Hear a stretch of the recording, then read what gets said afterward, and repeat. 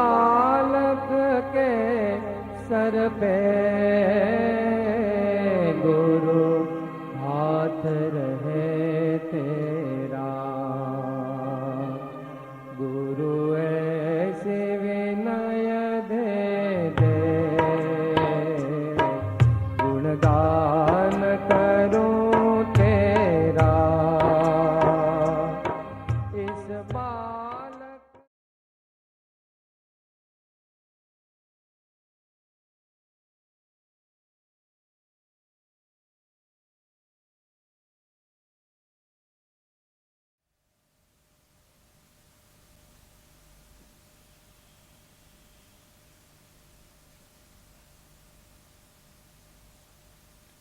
થોડો પ્રયત્ન કંઈક હમણાં છેલ્લા 6-12 મહિનામાં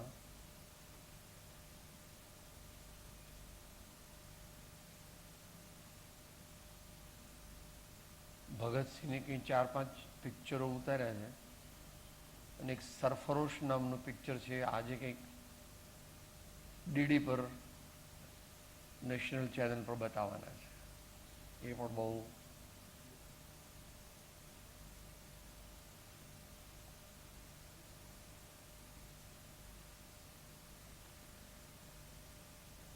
અને પ્રાસંગિક વાર્તા કરવી હોય તો પ્રાસંગિક વાર્તા પણ કરીએ.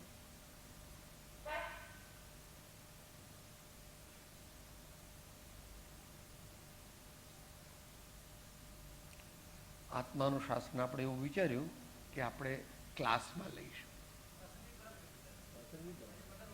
હા હા ના, આપણે આત્માનું શાસન પણ હમણાં આપણે એને ક્લાસમાં લેવાનો વિચાર કરીએ અને અહીંયા આગળ આપણે જે વચનામૃત કે જે બીજું આવે એને લઈએ, કારણ કે આપણા જીવન સાથે એનું રિલેવન્સ બિલકુલ નહીં હોવાને લીધે જરા મુશ્કેલી થાય છે. I have to dilute it very considerably, so I am not honest to the original prose and the contents of the shloka. એ પાછું એ ન્યાયથી પ્રતિકૂળ છે, એટલે આપણે આપણી મર્યાદાઓ સ્વીકારીએ છીએ. અને જ્યાં આગળ એવા 5, 10, 15 સાધકો હોય કે જે એને એપ્રોપ્રિએટલી સમજી શકે ત્યાં આગળ એ રજૂ કરીએ.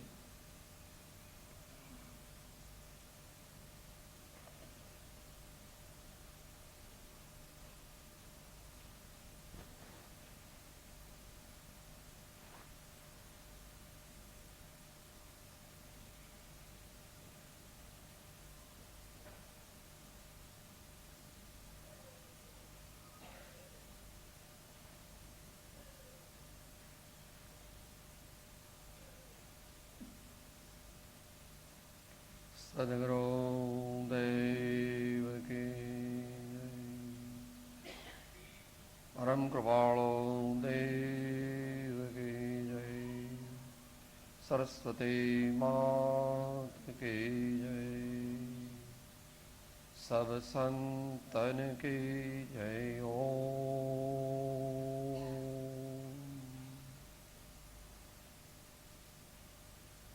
ઓમ ભારત માતા કી જય. વંદે માતરમ.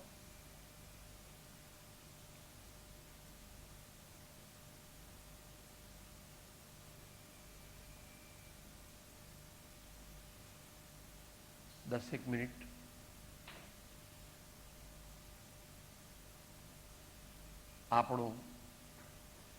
આપણા જીવનનું અંતર નિરીક્ષણ કરીએ.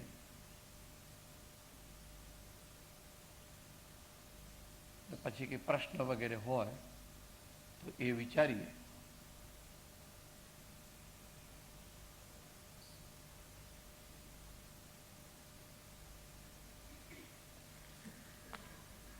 હરિયાણા એ પંજાબ જ ગણાય આમ તો, કારણ કે it is a recent division relatively.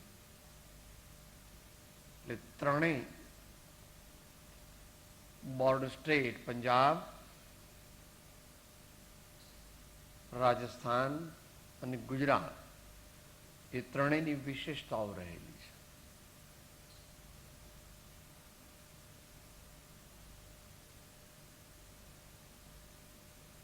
એના અનુસંધાનમાં પંજાબ અને રાજસ્થાન થોડાક રાષ્ટ્ર પ્રેમ અને રાષ્ટ્ર માટે સમર્પણની દૃષ્ટિએ ઇન જનરલ થોડાક આગળ છે. એમાં કંઈ બાયસ ઓપિનિયન નથી, પરંતુ પંજાબ પ્રાંત જ્યારે હતો ત્યારે it was 3 times the size of Gujarat, original Punjab પ્રાંત. ત્યાર પછી એના 2 ડિવિઝન થયા, એટલે મોટો ભાગ પાકિસ્તાનમાં ગયો અને અમુક ભાગ ભારતમાં રહ્યો. એના 2 ડિવિઝન થયા. ઉપરનો ભાગ એ પંજાબ થયો, નીચેનો ભાગ હરિયાણા. રાજસ્થાન પણ ગુજરાત કરતા લગભગ 30% or 35% more in area and also in population.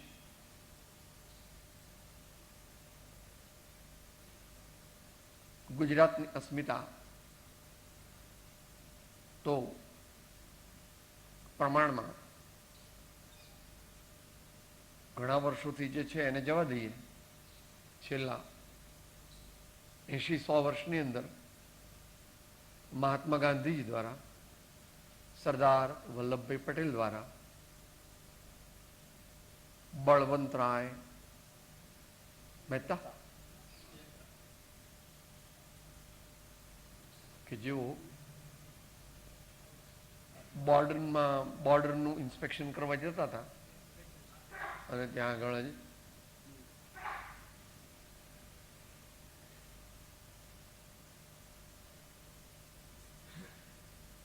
આ વખતની કારગિલની લડાઈમાં અને એ પહેલાના યુદ્ધમાં પણ ગુજરાતે પણ પોતાનો ફાળો આપેલો છે. 19 કે 22 એટલા ગુજરાતી સૈનિકો અથવા લશ્કરી કર્મચારીઓ શહીદ થયેલા છે. અને માંગરોળના શેખે કરાચીનું રડાર એ તોડ્યું હતું, એ પ્રસિદ્ધ વાત છે. એટલે એમને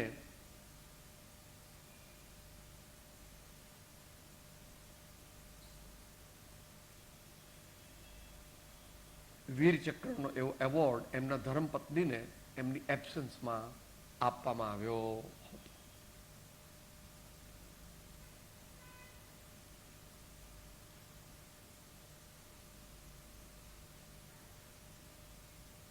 આપણે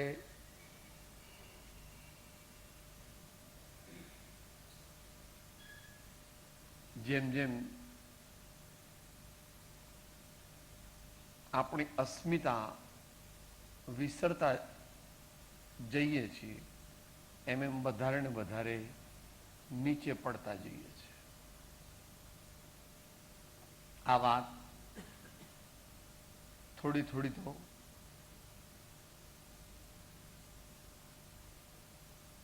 હર્ષવર્ધન 650ની આજુબાજુ જ્યારથી છેલ્લા ભારતના સમ્રાટ તરીકે મૃત્યુ પામ્યા ત્યાર પછી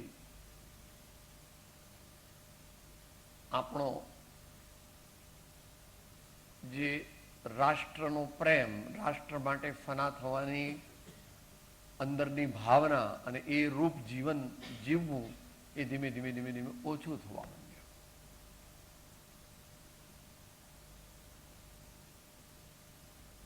ઘણા વર્ષોથી ચાલુ જ રહ્યું છે. 1957 કે 58માં મુંબઈમાં જે હોસ્પિટલમાં હતા ત્યારે એ અમરસિંહ રાઠોડનું પિક્ચર જોયેલું.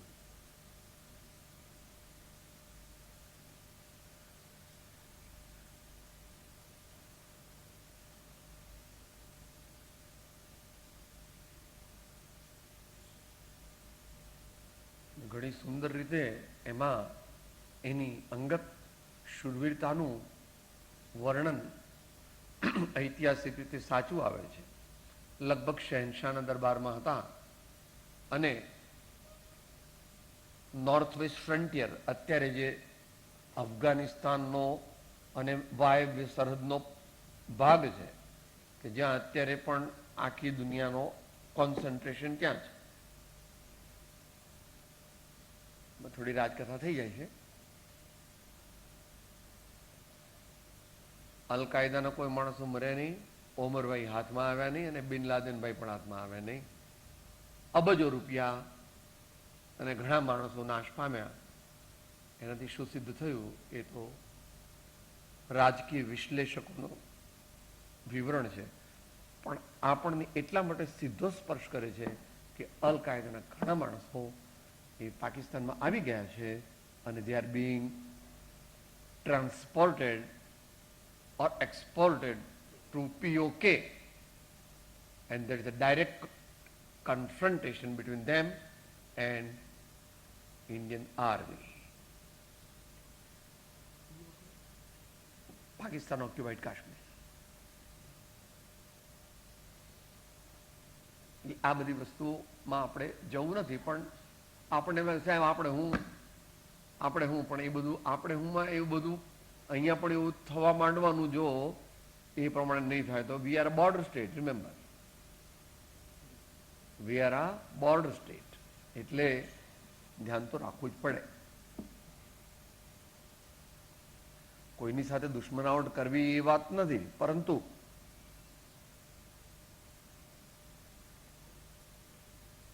જો બોમ્બાર્ડમેન્ટ કાયમ ચાલુ જ રહેતું હોય તો આપણે કોઈ ધર્મ ધ્યાન કરી શકીએ એ વાત તમે માનો, પણ એ બને નહીં. કંઈક જરાક અવાજ થાય એટલે કે હે શું થયું એ મહાવીર ભગવાન, પાર્શ્વનાથ ભગવાન ને કૃપાળુ બધાનું ભૂલી જાય, અને કે નીચે વધારે આવે તો બહાર એકદમ નીકળી જાય કે બોમ્બ પડશે તો હમણાં. અત્યારે આપણે ભલે એમ કે ના ના સાહેબ હું નિર્મોહી છું, હું તો ધર્મ ધ્યાનમાં બેઠો તો હું તો કંઈ મને તો કંઈ અસર થાય એ તો આપણે નીવડે વખાણ થાય, નીવડે વખાણ થાય. તો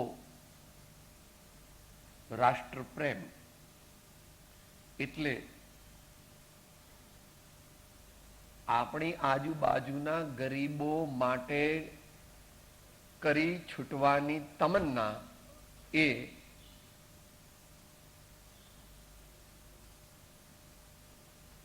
ગાંધીજી કે વિનોબાજીએ જે પેદા કરી, પણ એ 10 વર્ષની અંદર જ ખલાસ થઈ ગઈ. છેલ્લા લગભગ 42-44 વર્ષથી we are rapidly declining in patriotism and all noble works.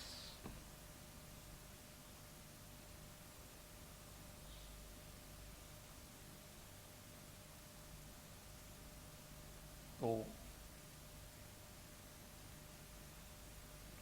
જે ધરતીનું ખાઈએ છીએ, જે ધરતીનું પાણી પીએ છીએ, જે ધરતીમાં હવા લઈએ છીએ અને શરીરનો જન્મ જ્યાં થયો છે તેના પ્રત્યે આપણી વ્યવહારિક ફરજ અવશ્ય છે. ગુજરાતીઓ આપણે લડાયક પ્રજા નથી, તો આપણે બીજી રીતે પણ એમાં સહયોગ સક્રિયપણે આપવો જોઈએ. અને લડાયક પ્રજા નથી એમ કહીને કંઈ બેસી રહેવાથી કામ નહીં થાય. આપણે પણ જે પણ રીતે અહિંસા પાળવા છતાં પણ સ્વરક્ષણ માટે તૈયાર રહેવું જોઈએ. શાવક માત્ર એક જ પ્રકારની અહિંસા નિયમથી પાળી શકે. ત્રસ સંકલ્પી હિંસા, બાકી એ 3 ન પાળી શકે. ઉદ્યમી, ઉદ્યોગી અને વિરોધી એ હિંસા એ પાળી શકે નહીં. એટલે અત્યારે યુદ્ધ થાય તો આપણે એમાંથી બાકાત રહી શકીએ નહીં. રામ ભગવાને પણ રાવણ સાથે યુદ્ધ છેડ્યું તો કંઈ રાવણને મારીને લંકામાંથી બધી વસ્તુઓ લઈને અયોધ્યા ભેગી કરવી એવો કંઈ આશય નહોતો. એ જ પ્રમાણે પાંડવો, એ જ પ્રમાણે જે પણ કંઈ બીજા મહાપુરુષો થયા, તો સ્વરક્ષણની જવાબદારી આપણી છે. એટલે વિરોધી હિંસા આપણે સર્વથા ટાળી શકીએ નહીં, અને ટાળીએ તો શાવક ધર્મ ચૂક્યા છીએ એમ ગણાય. પછી તમે કઈ રીતે એમાં કોન્ટ્રીબ્યુટ કરો છો એ વાત આખી જુદી છે. પણ એ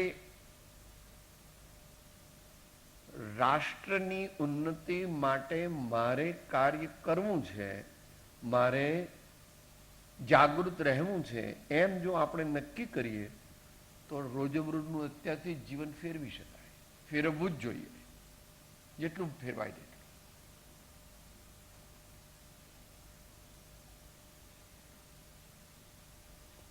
આપણા પોતાના ઘેર કોઈ પ્રસંગ આવતો હોય, સારો કે નરસો, તો એને સાદાઈથી ઉજવવો જોઈએ. અને જે તમારે શક્તિ 5 લાખ ખર્ચવાની હતી એને 1 લાખમાં પતાવી દેવી જોઈએ. અને એ 4 લાખ જે છે એ રાષ્ટ્રના ઉત્થાનના જે પણ યોગ્ય પાસાઓ અથવા વિભાગો હોય એની અંદર એ વહેંચવી જોઈએ. Charity begins at home.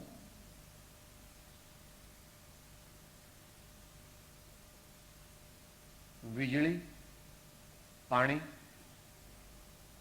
અનાજ, કપડાં, આ બધાનો દુર્વ્યય આપણે કરવો જોઈએ નહીં.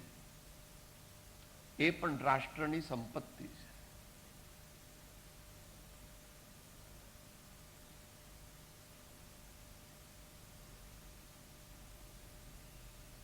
ત્રણ, આપણા જે ભાઈઓ ભારતવાસીઓ વિદેશમાં સ્થિર થયા હોય અને આર્થિક રીતે સદ્ધર હોય, તેમને આ દેશના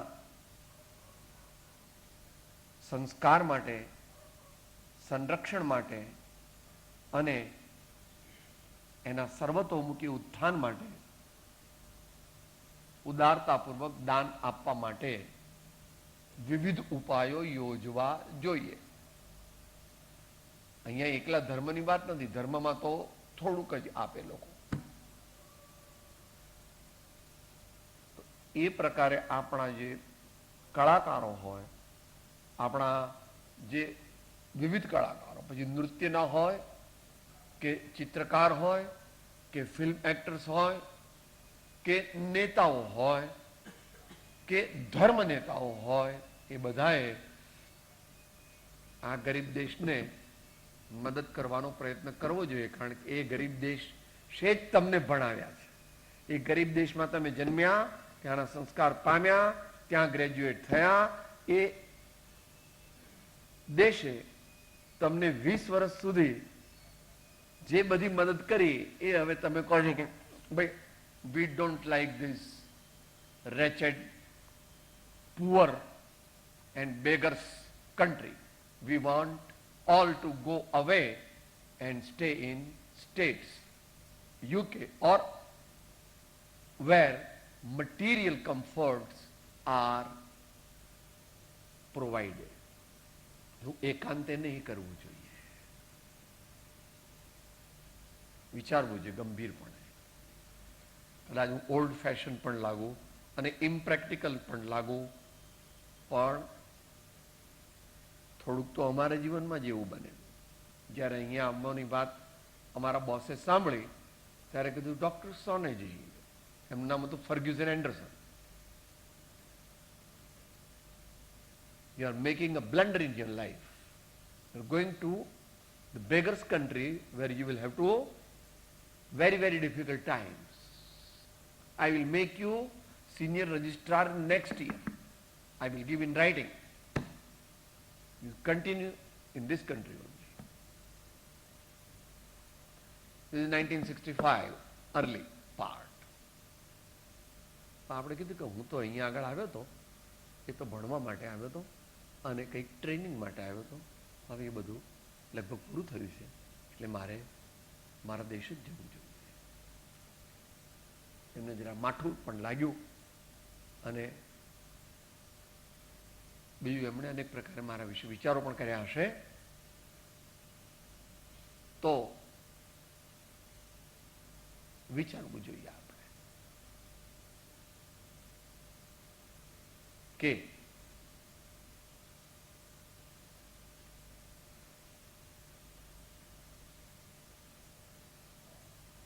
we are coming to the tail end of the talk.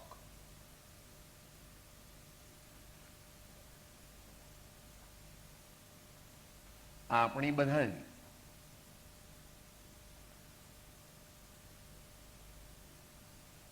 જે જીવન પદ્ધતિ જે ગતિથી ભૌતિકવાદ તરફ ધસી રહી છે, એ આપણા માટે આ લોકમાં અને પરલોકમાં બંનેમાં ઘણા જ દુઃખનું કારણ છે. આ લોકમાં પણ દુઃખનું કારણ છે. આરંભ, પરિગ્રહ, હિંસા એ ભગવાન મહાવીરની જીભ ઉપર પગ મૂકીને જ થઈ શકે. મોટા પાપારંભ, મોટી હિંસાઓ, મોટા પરિગ્રહના ધારણ કરવાના ભાવો અને એ પ્રકારની પ્રવૃત્તિ એ ભગવાન મહાવીરની આજ્ઞા ઉપર પગ મૂકીએ તો જ થઈ શકે. તે વખતે પણ હતા. જૈન ધર્મના અવલંબન કરનારા દિવાન પણ હતા, મોટા મિનિસ્ટર્સ હતા, મોટા પોલિટિકલ એડવાઇઝર્સ હતા, મોટા દાનેશ્વરી હતા. પણ તેઓએ ઝઘડુશા અને ભામાશાહની વાત તો તમને ખબર છે, પણ હજુ 18મી સદીના અંત સુધી રાજસ્થાનના મોટા ભાગના રાજ્યોના બધા એડવાઇઝર્સ જૈન હતા. આજે પણ દિલ્હીમાં એડમિનિસ્ટ્રેશનમાં જૈનોનો પ્રભાવ છે, સંખ્યા પણ છે, પરંતુ તેઓ પોતે જ બદલાઈ ગયા છે.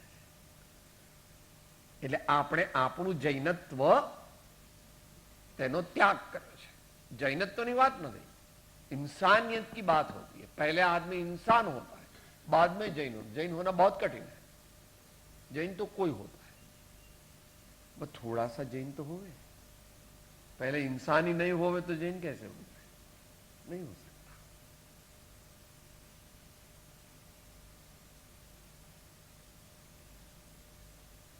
शिवनी बाड़ा बाल ब्रह्मचारी चारित्र चक्रवर्ती लख्यु थे.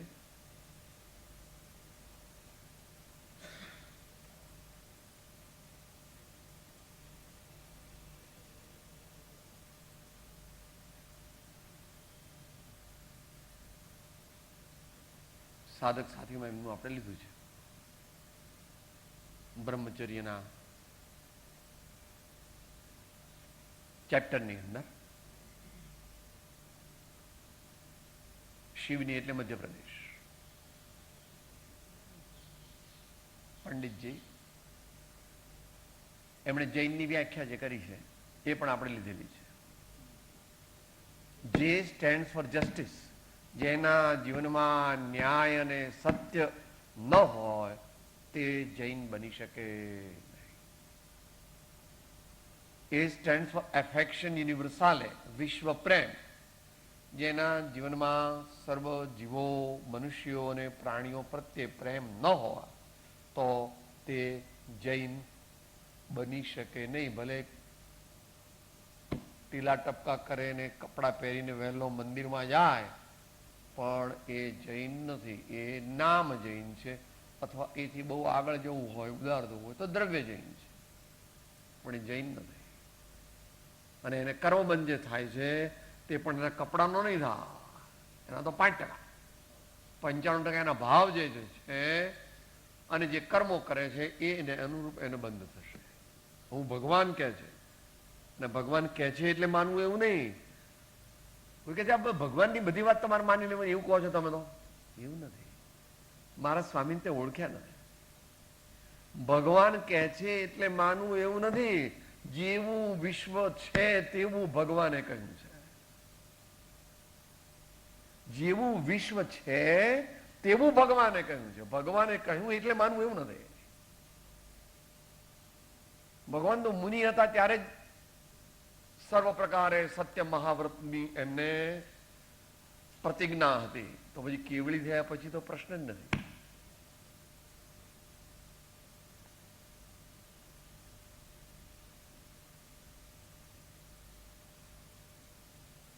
એફેક્શન યુનિવર્સલ, વિશ્વ મૈત્રીનો ભાવ મનમાં, અભિપ્રાયમાં, વાણીમાં, વર્તનમાં, જીવનના સર્વ પ્રસંગોમાં આપણા જીવનમાં આવવો જોઈએ. આ થોડું ગંભીર છે, વ્યક્તિગત સ્તરે છે, પણ પરમ ઉપકારી છે. જે આપણે મુનિ શ્રી નાનચંદ્રજી મહારાજ નું પદ નિત્યક્રમમાં લઈ લીધું છે. રાત્રે રોજ વિચારો આજ કમાયા શું અહીં રે, શાંત પડે અવલોકો નિજ ઘરમાં ઊંડે જઈ રે. રાત્રે ઇન્ટ્રોસ્પેક્શન, સ્વ નિરીક્ષણ, પ્રતિક્રમણ, સામાયિક આલોચના,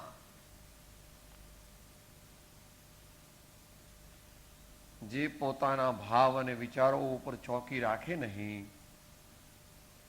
અને પોતાના દોષોને કાઢે નહીં, કબૂલે નહીં, તો તે જૈન હોય નહીં. તેને જૈન કહેવડાવવાનો સાચો અધિકાર નથી. સંઘ એને સંઘપતિ બનાવે તો પણ ભગવાન કહે છે એ સંઘપતિ તો નથી, પણ સંઘમાં જ નથી. હી ઇઝ આઉટ ઓફ સંઘ.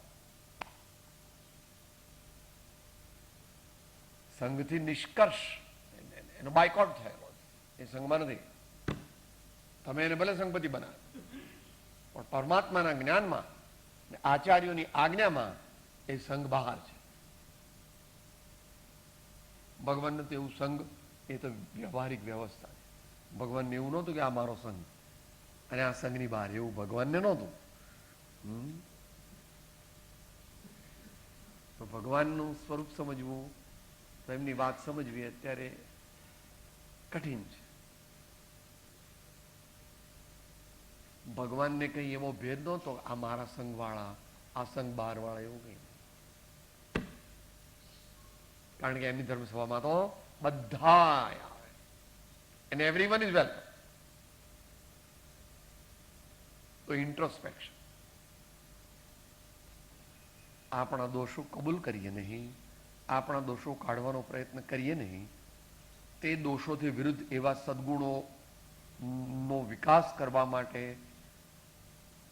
વૈજ્ઞાનિક, પ્રમાણિક અને પરાક્રમયુક્ત પ્રયત્ન ન કરીએ તો મુમુક્ષુપણું પણ કોઈ દિવસ આવે નહીં. તો સમ્યક દર્શનાદિ કે શાવકપણું તો પ્રગટવાની વાત દૂર છે. માટે કૃપાળુદેવ કહે છે બંને જગ્યાએ મંદ વિષય, સરળતા, સહાજ્ઞા, સુવિચાર, કરુણા, કોમળતા આદિ પ્રથમ ભૂમિકા. એ જ દયા, શાંતિ, સમતા, ક્ષમા, સત્ય, ત્યાગ, વૈરાગ હોય મુમુક્ષુ ગઢ વિશે તેહ સદાય સુજા. આઈની વાત થઈ. જે એ I N, N is nobility.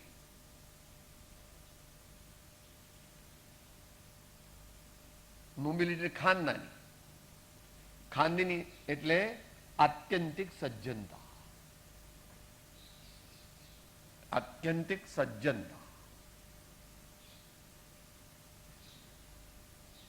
એકદમ આપણા જીવનમાં ન હોય, આપણે એને કેળવવી પડે.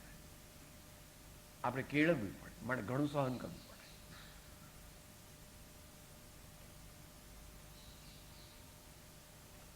બાળકને શીખવાડવું હોય ને ભણાવવું હોય તો કેટલી મહેનત પડે.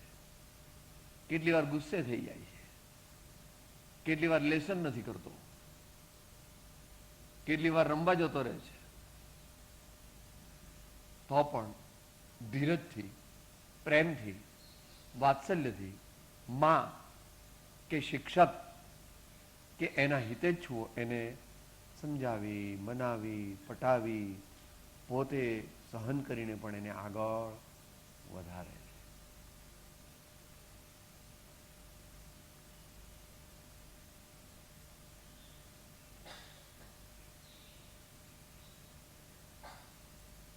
મનથી, વચનથી, કાયાથી એક સરખું જીવન જીવવાનો પ્રયત્ન કરવો અને કદાપી વિશ્વાસઘાત કરવો નહીં, એ ખાનદાનીનું મુખ્ય લક્ષણ છે. બાકી ખાનદાનીની એક વ્યાખ્યા થઈ શકતી નથી. ખાનદાનીની એક વ્યાખ્યા થઈ શકતી નથી. પણ કોઈ ભાઈઓને વાંચવું હોય કે ના ના અમારે તો જાણવું છે, તો તેમણે મહાવીર ભગવાનના 35 માર્ગાનુસારીના ગુણો અથવા સમયસાર નાટકના 22-21 શાવકના ગુણો, એ બધું વાંચવું અને વિચારવું. આ વાત એમાંથી નીકળી કે વર્તમાનમાં પણ જૈન ધર્માવલંબીઓ દિલ્હી વગેરે પ્રદેશોની અંદર આઈએસ કેડરની અંદર સપ્રમાણ છે.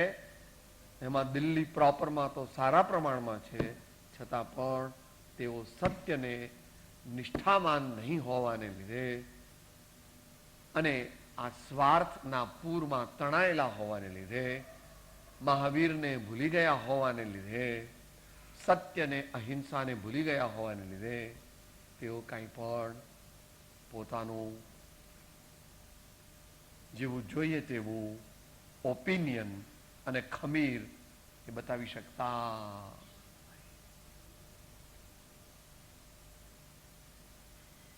ત્રણમાંથી એક બનીએ તો જ મનુષ્ય બહુ સફળ થાય, એમ વ્યવહારિક દ્રષ્ટિ કહે છે. એ સાથે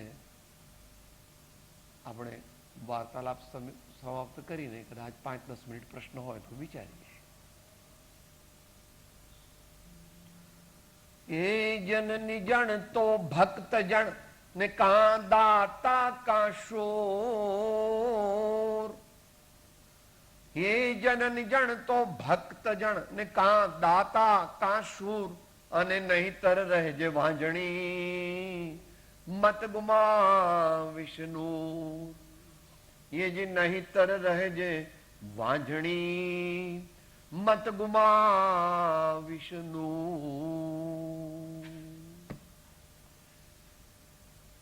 તો વ્યવહારિક વાત છે. આપણે વ્યવહારમાં શાવક સંકળાયેલો છે. કોઈ સમયસાર વાંચવાથી નિશ્ચયની પ્રાપ્તિ ન થાય. સમયસાર પોતાની જાતે વાંચે તો ડૂબી જાય.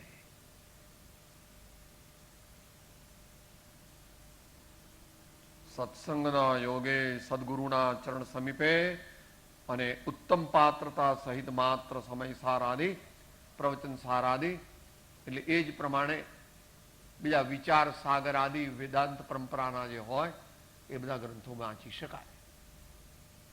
એમને એમ ન વાંચી શકાય.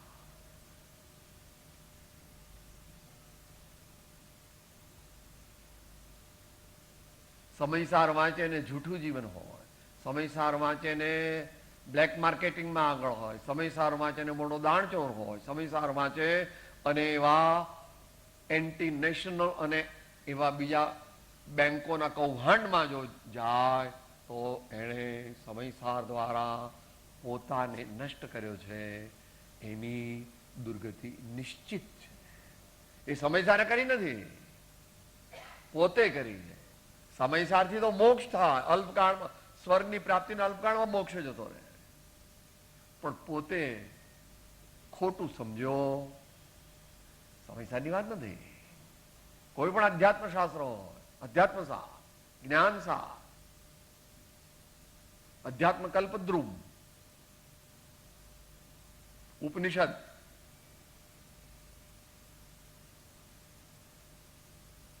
યોગ વશિષ્ઠ વગેરે.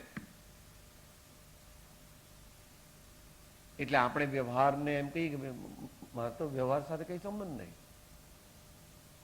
તો દીકરા દીકરીને લગ્ન કરવાના છે કે નહીં? દરરોજ ખાય છે કેટલી વાર? કપડા ક્યાંથી લાવે છે? મારે તો વ્યવહાર થતો. You must stay continuously in jungle and only come to for food. પણ એવું કરી શકતા નથી આપણે. માટે આપણે વ્યવહાર સાથે સંકળાયેલા છીએ અને આપણે એ વ્યવહારને યોગ્ય કરવું જોઈએ. એટલે આપણે ભક્ત થવાનો પ્રયત્ન કરવો જોઈએ, કાં તો મોટા દાનવીર થવું જોઈએ યથાશક્તિ, પણ શક્તિ ગોપ્યા વિના, અને કાં તો શૂરવીર થવું જોઈએ. તો જ આપણે આપણો મનુષ્ય ભાવ વ્યવહારથી પણ સફળ કર્યો કહેવાય. જો ભક્ત થઈએ તો સર્વોત્તમ છે. દરેક ન થઈ શકે. તો ધીમે ધીમે આપણે આપણી જાતને સુધારવી જોઈએ.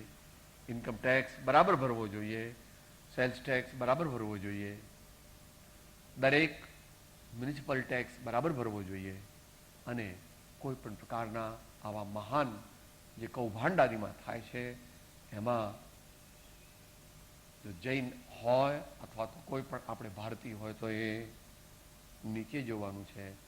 એ પદ આપણને ભાઈએ સંભળાવ્યું કે કિતના બદલ ગયા ઇન્સાન, એટલે કિતને બદલ ગયે હૈ હમ, એમ વાત ચાલે છે. એ પણ પ્રાસંગિક આપણે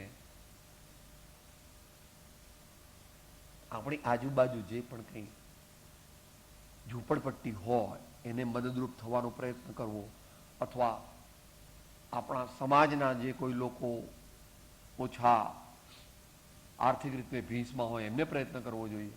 આપણા સગાવાલા હોય એને પણ પ્રયત્ન કરવો જોઈએ. અને બીજા દૂરને એટલે ન ઓળખતા હોય એવાને પણ મદદ કરવી જોઈએ. તો જ એ સેવા ગણાય, નહીં તો ફરજ છે. કે તો મારા મા બાપની બહુ સેવા કરું છે કે સારું છે, પણ એ કંઈ તારો પરોપકારનું કાર્ય નથી, એ તો તારી ફરજ છે. હું મારા કાકાને મામાનું કરું છું પણ બીજા કોઈનું નથી કરતો, તો કે એ બરાબર નથી. કાકા મામાનું કરે છે પ્રશંસનીય છે. You are congratulated for the noble task, but that's not the end of your nobility. જેની સાથે તારે કંઈ પણ રિવોર્ડની આશા નથી એવા મનુષ્યોને, એવા પ્રાણીઓને પણ મદદ કરે ત્યારે એ સાચો ઇન્સાન અને સાચો જૈન બની શકે. આપણે એવા થવાનો પ્રયત્ન કરીએ અને આવા દિવસે આપણે સરફરોશીની ભાવના કેળવીએ. એમ મેરી ભાવના લીધી ને, એમાં છેલ્લે પહેલા પણ આવ્યું ને પાછળ પણ આવ્યું. ફરીથી બોલીએ તો વાંધો નથી મંગલ રૂપે. स्वार्थ त्याग की कठिन तपस्या बिना खेद जो करते हैं, ऐसे ज्ञानी साधु जगत के दुख समूह को हरते. सुखी रहे सब जीव जगत के कोई कभी ना घबरा, वैर पाप अभिमान छोड़ जग नित्य नये मंगल. घर घर चर्चा रहे धर्म की, दुष्कृत दुष्कर हो जावे, ज्ञान चरित उन्नत कर अपना मनुज जन्म फल. એવો આપણે પ્રયત્ન કરીએ, એવું આપણે જીવન જીવીએ, એવો આપણે સંકલ્પ કરીએ તો આજની વાત કંઈક આપણે પચાવી કહેવાય. અને આજે 15મી ઓગસ્ટ તે ખરેખર ઉજવી કહેવાય. ઓમ શાંત શાંત શાંતિ. સર્વના જીવોના કલ્યાણ. સહો સમાચરો સર્વત્ર દિવ્યતા વ્યાપો, સર્વત્ર શાંતિ વિસ્તરો. ઓમ શાંતિ શાંતિ શાંતિ. ઓમ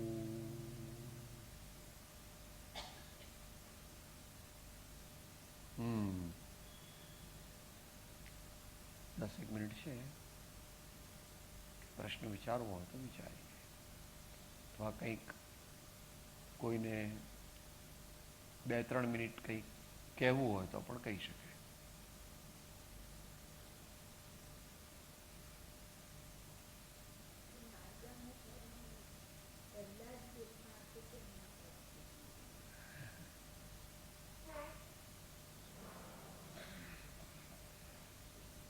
માર્ગાનુસારીના પહેલા જ ગુણમાં આપણે બધા કેમ નાપાસ થઈ જઈએ છીએ એમ બેનનો પ્રશ્ન છે.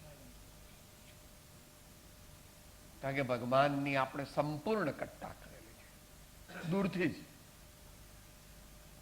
કારણ કે ભગવાન સાથે આપણો પહેલો જ ઝઘડો છે. આગળ તો પછી તમે પેલા બહેનનું દ્રષ્ટાંત આપ્યું હતું ને, સમ્યક દર્શન વિશે બહુ સારું સમજાવે અને ક્ષમાપનાનું બહુ સારી રીતે સમજાવે, પણ પછી એમની બેન સાથે કે કોની સાથે બનતું નહોતું, એમને કોની સાથે બનતું નહોતું, જેઠાણી સાથે બનતું નહોતું. એટલે કે સમ્યક દર્શન થવું હોય તો થાય, ન થવું હોય તો ન થાય, પણ હું તો એનું મોટું પણ જોઉં. કશાયની કેટલી બધી તીવ્રતા. તો આપણે ભગવાન સાથે ફંડામેન્ટલ ડિફરન્સ ઓફ ઓપિનિયન હોય તો આગળ વાત જ ચાલવાની છે નહીં. કઈ આગળ નેગોશિએશન ક્યારે થાય કે ભાઈ we want to follow the path of compromise, એવી વાત હોય તો આગળ વાત ચાલે. પણ આપણે જ્યાં ભગવાનની આમ કરીને આમ કરીએ તો ભગવાન શું કરે બિચારા? એ આપણું તૃષ્ણાધીનપણું, અત્યંત લોભિષ્ટપણું. અને એ લોભિષ્ટ પણ પાછું કેવું? કારણ કે લોભિષ્ટ હોય એટલે he is the king of sinners. સર્વ પાપનો બાપ કયો? લોભ. અને સૌથી છેલ્લો જાય કયો? એ પણ લોભ. એટલે જે લોભી છે એ તો ક્રોધી, કામી, માયાવી છે જ. કારણ કે લોભ એ સર્વ પાપનો બાપ છે. એ બધું આપણે વિચારવું જોઈએ. અને આપણે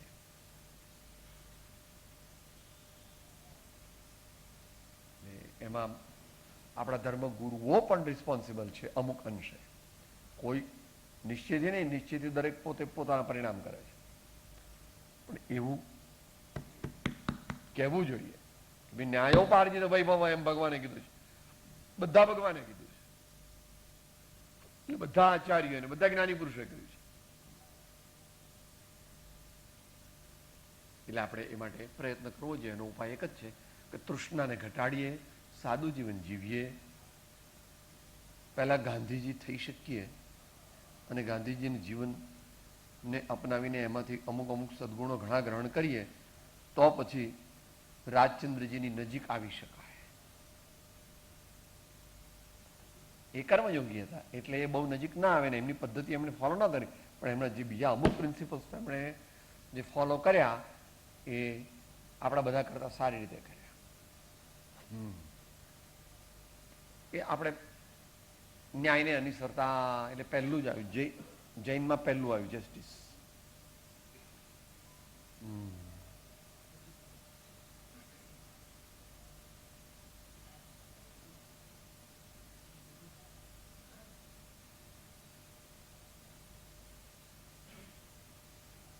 આજના સ્વાધ્યાય સંબંધે કંઈ પ્રશ્નો હોય તો આંગળી ઊંચી કરીને પૂછી શકાય છે, અથવા આજના દિવસને અનુરૂપ. આજના 15મી ઓગસ્ટ છે, આજના દિવસના અનુરૂપ પણ પૂછી શકાય છે.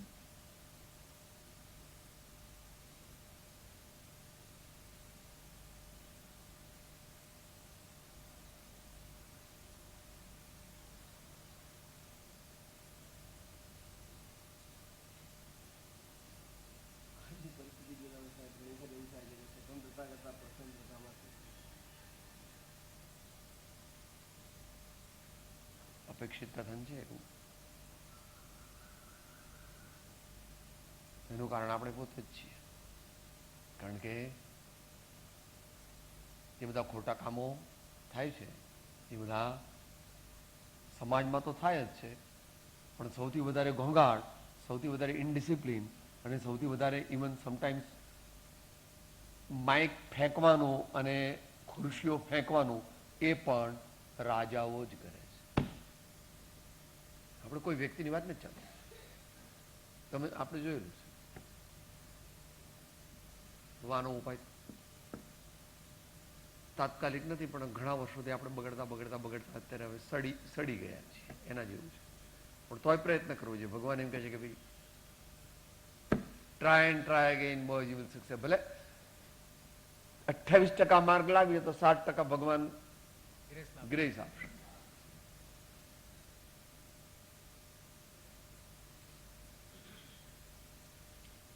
બહુ સારું તો ન થાય, કળિયુગની અંદર બહુ સારું ન થાય, પણ રિઝનેબલ થાય.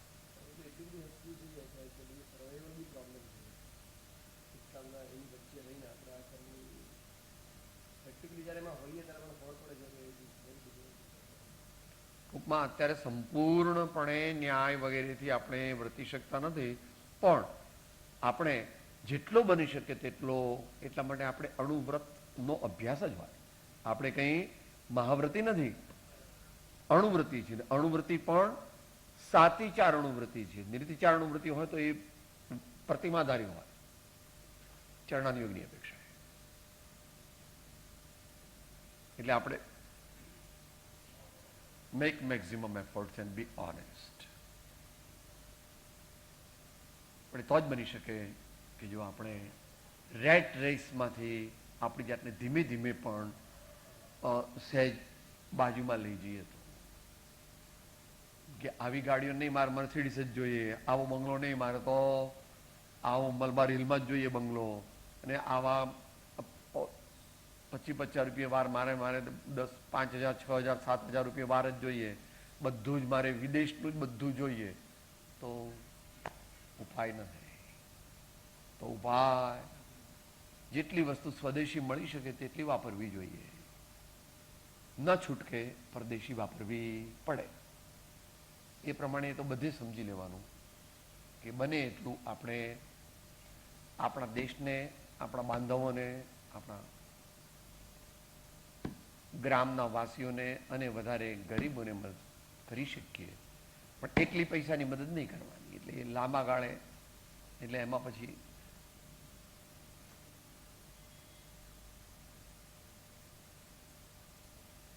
થોડું વ્યક્તિગત થાય છે, પણ એ કરવા જેવું છે. ભાઈ સ્વામિનારાયણ સંપ્રદાયવાળાઓ સારું કામ કરતા હોય તો એને આપણે ઉપયોગી થવું, એન્કરેજ કરવા. રામકૃષ્ણ મિશન વાળા સારું કામ કરે છે, વિવેકાનંદ કેન્દ્ર વાળા સારું કામ કરે છે, તો આપણે એને મદદ. આપણે સીધા જઈને એકદમ બધું કરી શકતા નથી, તો આપણે એ રીતે મદદ કરવું. ભલે આપણે કન્ડિશન મૂકીએ કે ભાઈ અમારી રકમ તમે આટલી વસ્તુ વાપરજો. બીજું કે એકલી રકમ નહીં, હું પણ આવીશ, એક દિવસ આવીશ, 1 કલાક આવીશ, મહિનામાં 1 કલાક, મહિનામાં 2 કલાક, મહિનામાં 3 કલાક, મહિનામાં 4 કલાક, જેટલી પોતાની શક્તિ ભક્તિ વગેરે હોય તે. આપણને એમ લાગે કે બીજી રીતે મદદ કરવી છે તો એ આપણે કપડાં પણ આપી શકીએ, આપણે ખાવાનું પણ મોકલી શકીએ તૈયાર કરેલું. એટલે એમાં એમ ના થાય કે આ ભ્રષ્ટાચાર થઈ જશે. અને આ જે સંસ્થાઓ કીધી એ fairly, it is doing a fair dealing in the acts of benevolence. એવી રીતે ધારો કે દયાનો ભાવ હોય તો પણ પશુઓમાં જે સારી પાંજરાપોળ ચાલતી હોય તો એમાં પણ મદદ કરવી. પણ એમાં આપણે શું કરીએ છીએ, એક જ બધું એમાં જ આપી દઈએ છીએ, તો એ બરાબર નથી. દાનનું ઇક્વિટેબલ ડિસ્ટ્રીબ્યુશન કરવાનો પ્રયત્ન કરવો જોઈએ. એકલું અનુકંપા દાન, એકલું જ્ઞાન દાન, એકલું ભોજન દાન એટલે આહાર દાન, એક જ બાજુ ઢળી જોઈએ, એકલું સોશિયલ દાન. એમાં આપણે કહેતા નથી કે તારે શું કરવું, એ તારે પોતે નક્કી કરવાનું, પણ તારી દુનિયામાં પણ તે એવું કર્યું, તારી જિંદગીમાં તું બહુ મોટો માણસ દુનિયાનો કહેવાય, પણ તારે 4 દીકરા અને 2 દીકરીઓ હતી, તો શું કર્યું કે સાહેબ બધા 4 દીકરાને મેં તો સરખું પહેલા આપ્યું, અમારા 2 જણ માટે રાખ્યું હતું, એ અમારા માટે રાખ્યું હતું, એમાંથી અમારે જેને આપવું હોય તે આપીએ, પણ દીકરા બધાને આપવાનું, દીકરીને પણ યોગ્ય આપવાનું, દીકરીને પણ આપવાનું. એટલે બંને વખતે લગ્ન કરે ત્યારે પૂરતું આપવું કે જેથી એને તકલીફ ન થાય. પણ લગ્ન થાય એટલે પછી કે આપણે એની કટ્ટા કરી નાખી નથી, તો પણ દીકરાઓને ઘણું આપ્યું તો એનું જે પણ યોગ્ય લાગે તજજ્ઞોને પૂછીને એટલું દીકરીઓને પણ આપવું. પણ એકલા પૈસા આપવા એ યોગ્ય નથી. એ આપણો મોટો પ્રોબ્લેમ અત્યારે છે. આપણે બધા આપણા છોકરાઓને બાળકોને ખૂબ પૈસા આપીએ છીએ અને કુમાર્ગે એ લોકો જાય એમાં અને 5 ઇન્દ્રિયના વિષયોમાં આસક્ત થઈ જાય અને વ્યસન લંપટ પણ થઈ જાય એવી વ્યવસ્થા કરી આપીએ છીએ. તો એની રાવી આવતા હજારો વર્ષ સુધી ચડશે આપણને. નો, દીકરાનો મોહ નહીં. પૈસા આપી અને છૂટી જવાનું નથી, પણ સંસ્કાર આપી અને તે પૈસાનો સદુપયોગ કરે એ સારા સજ્જન નાગરિક દાનવીર શુરવીર અને સારા બને એવો પ્રયત્ન કરવાનો છે. શ્રેષ્ઠ તો જો એમની માતાને ધન્ય છે, એ સૌથી પહેલો નંબર છે. પણ એ બધા એવા થાય? બધા કે એવા થાય? અને બધા થાય એ સંભવ પણ નથી. એ 3 કાળમાં પણ સંભવ નથી. એ જ્યારે હતા ત્યારે પણ. એટલે આપણે તો ગાંધીજીની પણ જરૂર છે, વિનોબાજીની પણ જરૂર છે, ભગતસિંહની પણ જરૂર છે, આપણે તો અંબાણીની પણ જરૂર છે. આપણે એની પર્સનલ લાઈફની વાત નથી કરતા. એણે એના પ્રમાણમાં ઓછું દાન આપ્યું, ડાયરેક્ટ માત્ર 60 કરોડ હમણાં આપ્યા. આપણે વ્યક્તિની વાત નથી કરતા. હવે તો ગુજરી ગયા છે એટલે વાત કરવામાં કંઈ વાંધો પણ નથી.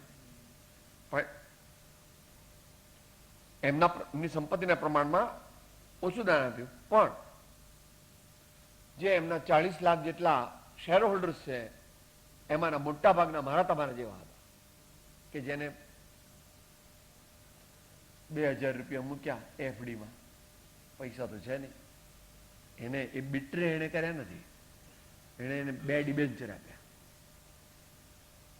2 ડિબેન્ચર આપ્યા અને એ 2 ડિબેન્ચરમાંથી પછી એનું કન્વર્ઝન શેરમાં થયું. મારો કહેવાનો મતલબ શું છે? કોઈ વ્યક્તિની વાત નથી ચાલતી, પણ એવા પણ જોઈએ. ઉદ્યોગપતિઓ વિના ચાલે નહીં. ટાટા જોઈએ, બિરલા જોઈએ, અંબાણી જોઈએ. અત્યારે આધ્યાત્મિક વિકાસની વાત નથી ચાલતી, અત્યારે રાષ્ટ્ર વિકાસની વાત છે. તો જેણે મિડલ ક્લાસને મદદ કરી, લોઅર મિડલ ક્લાસને મદદ કરી, ઇવન પુઅર ક્લાસને મદદ કરી, કોઈ પણ રીતે, એ બધા પ્રશંસનીય છે. સંત તો લાખો કરોડોમાં એકાદ થાય. જે પરોપકારનું કાર્ય કરે છે, એટલે એ દ્રષ્ટિએ પરંપરામાં આપણે જે દીક્ષા આપવામાં આવે છે એમાં જો ડોગમેટિઝમ ઓછું કરવામાં આવે તો એ પણ ઉપયોગી છે. Good cultural religious tradition. કારણ કે સાધુઓ, જૈન સાધુઓ અથવા સારા હિન્દુ સાધુઓ અથવા તો બીજા પણ જે સારા સાધુઓ હોય તેઓ પણ રાષ્ટ્રને સારા રસ્તે લઈ જાય છે, પરોપકારના કાર્યો કરે છે, કરાવે છે. પણ જો એ વધારે પ્રબુદ્ધ થાય અને માત્ર ચીલા ચાલુ થઈને પોતાના નાના સાંપ્રદાયિક માળખાની અંદર પૂરાઈ ન જાય અને વાંચે, જાણે, વિશાળ ફલક અપનાવે તો એ પ્રશંસનીય છે. એટલે આપણે પણ કે અમે તો આધ્યાત્મિક છીએ, અમે દીક્ષા માનતા નથી, તે એ વાત બરાબર નથી. અમુક અપેક્ષાએ જે ત્યાગ, જે દીક્ષા, જે સંસ્કાર, જે ધાર્મિક શિક્ષણ, જે સમાજ સેવકો, ને એમાં સૌથી મોટું કોન્ટ્રીબ્યુશન માતાઓનું છે. હજુ માતાઓ ભાઈઓ કરતા ઘણી સારી છે પ્રમાણમાં. જો કે એ પણ બગડી છે, પણ હજુ એટલી બધી બગડી નથી. એ પણ છે. ભાઈઓ ઘણા બગડી ગયા છે, માતાઓ ઓછી બગડી છે પ્રમાણમાં. જો કે એવી સામાજિક વ્યવસ્થા પણ એવી હોય છે કે એમને બગડવાના ચાન્સ પ્રમાણમાં ઓછા હોય છે, પણ તોય they have to be congratulated. માતાઓએ જે અત્યાર સુધી ભારતનું ગૌરવ જાળવ્યું છે મદાલસા માતાથી માંડીને તે છે દેવાબા અને કસ્તુરબા અને એમના બા પુતલીબા,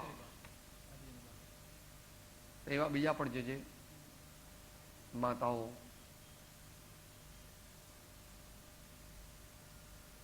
આપણે એ રીતે ન્યાયના માર્ગે ચાલવાનો પ્રયત્ન કરીએ. જેટલો થઈ શકે તેટલો કરવો જોઈએ, જેટલો ન થઈ શકે તેનું પ્રાયશ્ચિત કરવું જોઈએ, અને ન થાય એનો વસવસો પણ રહેવો જોઈએ કે હે ભગવાન, મારે તો સત્યના માર્ગે જ ચાલવું છે, મારી શક્તિ નથી તો મને શક્તિ આપો, ભક્તિ આપો, અને હું આપના માર્ગે ચાલું. એ મારે એવો પ્રયત્ન પ્રમાણિક હોવો જોઈએ, અને થોડોક એ આપણામાં ખૂટે છે. પરાક્રમ આપણે કરી શકતા નથી, એ ખૂટે છે. આ પણ એક પ્રકારનું પરાક્રમ છે, દીક્ષા વગેરે લે છે તે, એ એક પ્રકારનું પરાક્રમ છે, તો એ સારું છે, પ્રશ્ન જ નહીં, એ અપેક્ષાએ. પણ આપણે મોટાભાગે તો 99% પણ 99.4 નંબડા લગાડો એટલા તો ગૃહસ્થો જ હોય. તો ગૃહસ્થો શ્રાવકો સુધરે, શ્રાવકો જો વિપુલ પ્રમાણમાં પરોપકારના કાર્યોમાં તનથી, મનથી અને વધારે ધનથી લાગે. વધારે ધનથી એટલા માટે કહું છું કે આપણે આપણા સમાજમાં શરીરથી ઘસાવાનો બહુ રિવાજ ઓછો છે, જે યોગ્ય નથી, પણ છે હવે એવો જ છે, જેટલો છે તેટલો. પણ એ ધનથી વધારે ઘસાવવું જોઈએ, આઉટ ઓફ વે. તે જ દાન કહેવાય કે જેથી પાકીટ ઉપર કાયમી ઘસરકો રહી જાય. કે ઘસાઈ ગયું મારું પાકીટ, કે તો જ બરાબર છે. કે લો આટલું દાન આપો, એ દાન તો થાય, એ તો એક દેખાડો છે. અથવા તો લોક સંજ્ઞાએ ઓગ સંજ્ઞાએ આપ્યું. આચાર્યનું માનવાનું અને બને એટલું મેક્સિમમ ફોલો કરવાનું. 6%, 10% કે 25%. 25%ની વાત તો ન થઈ શકે, પણ 6% કે 10% એને અનુરૂપ જે કંઈ થઈ શકે તે કરવું.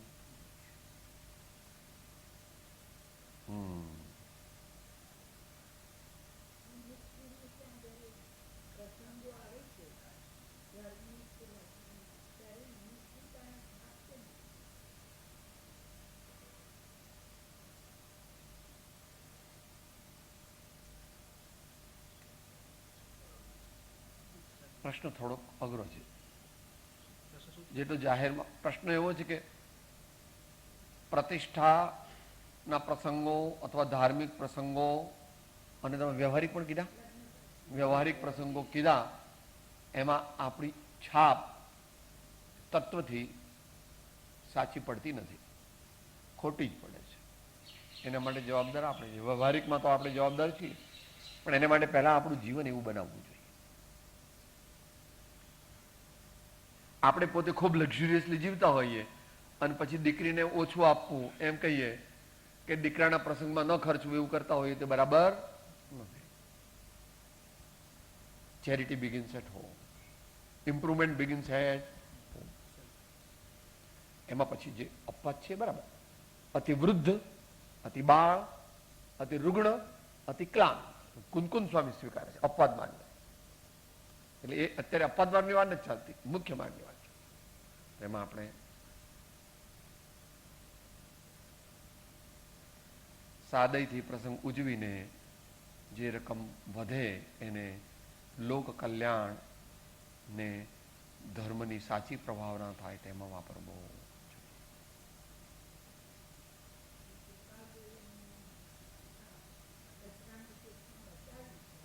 વચનામૃત 48 વ્યવહાર શુદ્ધિ.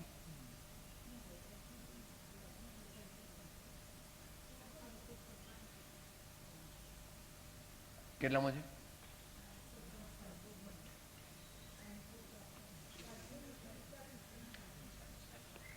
પેજ 446.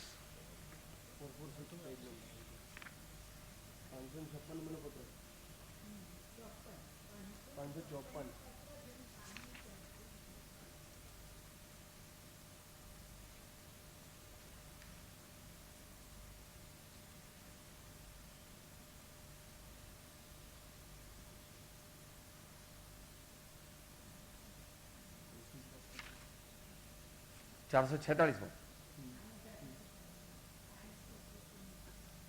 અમારું કલ્પિત કે રેવાશંકરભાઈ આવે છે લગ્ન પ્રસંગમાં જેમ તમારું અને તેમનું ધ્યાન બેસે તે પ્રમાણે કરવામાં અડચણ નથી, પણ આટલો લક્ષ્ય રાખવાનો કે બાહ્ય આડંબર એવો કંઈ ઈચ્છવો જ નહીં કે જેથી શુદ્ધ વ્યવહાર કે પરમાર્થને બાદ થાય. રેવાશંકરભાઈએ એ ભલામણ આપીએ છીએ, મેં એ ભલામણ આપીએ છીએ અને તમને પણ એ ભલામણ આપીએ છીએ. આ પ્રસંગને માટે નહીં પણ સર્વ પ્રસંગમાં એ વાત ધ્યાનમાં રાખવા યોગ્ય છે. દ્રવ્ય વ્યયાર્થે નહીં પણ પરમાર્થ અર્થે. જે પણ કંઈ ઓછું ખર્ચ્યું એ પાછું સમાજના કલ્યાણમાં વાપરવું જોઈએ. એટલે એ માટે મોરલ કરેજ કેળવવી જોઈએ, એ માટે બેકગ્રાઉન્ડ બનાવવું જોઈએ અને પછી આપણે કોક ભાઈઓ કરે છે એવું અત્યારે આપણે વાંચીએ છીએ, પણ લગભગ 2-3 વર્ષે એકાદ વાર એવો પ્રસંગ જાણવાનું મળે છે કે બહુ સાદાઈથી લગ્ન કર્યા અને પછી મોટી રકમ તે જુદા જુદા ખાતાઓમાં લોક કલ્યાણ અર્થે, ધર્મ કલ્યાણ અર્થે અને અનુકંપા અર્થે વાપરી. એવું કોક જગ્યાએ જોવામાં આવે છે. હા,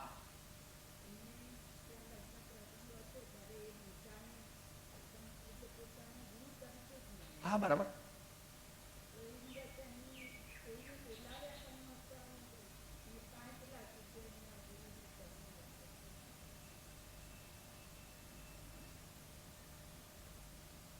મહાજન બુક ડીપો વાળા કાકા તો ગુજરી ગયા મને લાગે છે.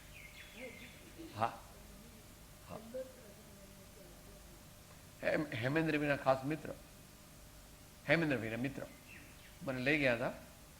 એમને ત્યાં નીચે જો અપ્રાપ્ય જૂના ગ્રંથો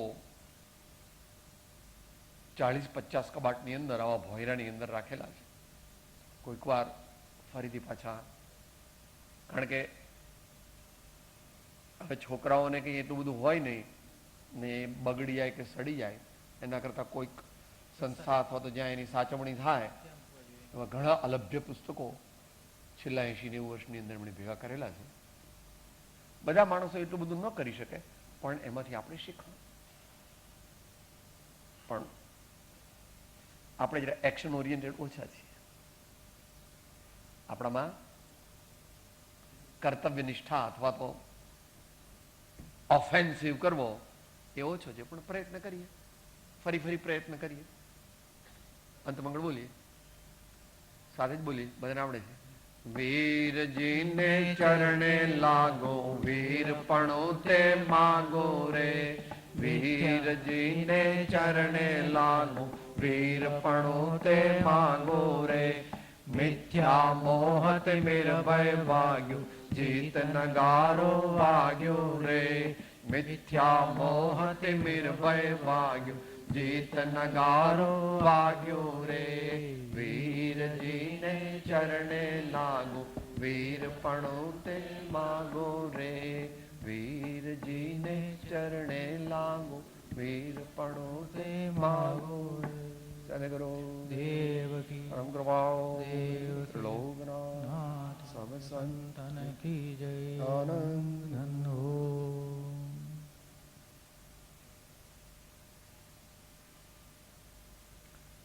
માત્ર સ્વાધ્યાય સાંભળીને રોકાઈ ન જઈએ, સંકલ્પ કરીએ મનમાં. સંકલ્પ કરીએ કે I am going to make major changes in my life. I'm going to make major changes in my life. I will